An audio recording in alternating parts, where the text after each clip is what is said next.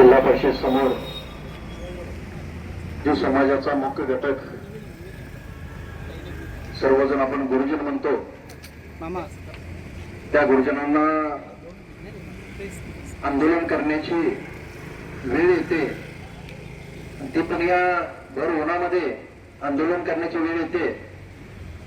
त्या संदर्भात आपल्या मागण्या आणि अडचणी दूर व्हाव्यात हा हेतू आपल्या माध्यमातून दिसून येतो।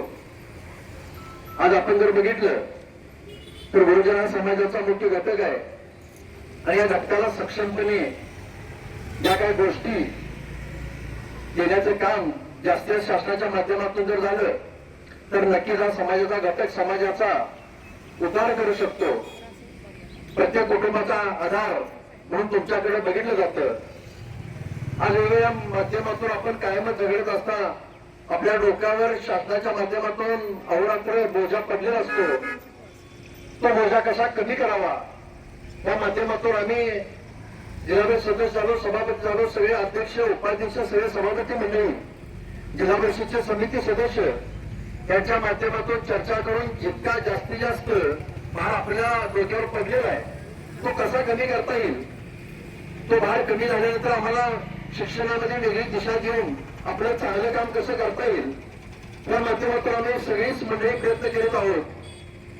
आज आपण इथे आंदोलन करण्यासाठी आपण एकत्रित जमला आहात।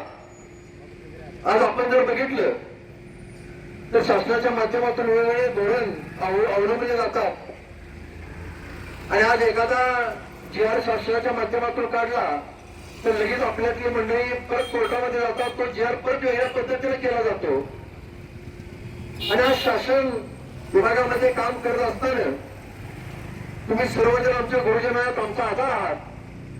तुमच्या सगळ्यांच्या मार्गदर्शनाशिवाय आमचा राजकीय प्रवास असेल, सामाजिक प्रवास हा घडतर आहे हे समजून सुद्धा काही अडचणी आम्हाला तुमच्यावर लागाव्या लागतात। पण नक्कीच जिल्हा परिषदेच्या माध्यमातून आम्ही अध्यक्ष असतील, सर्व सभापती मंडळी असतील, उपाध्यक्ष असतील, जिल्हा परिषद सदस्य असतील, आम्ही वेगवेगळ्या मार्गदर्शनातून आपल्याला काय करता येईल का त्या माध्यमातून संघटनेचे प्रतिनिधी घेऊन सुद्धा आम्ही याचा विचार विनिमय चालू आहे।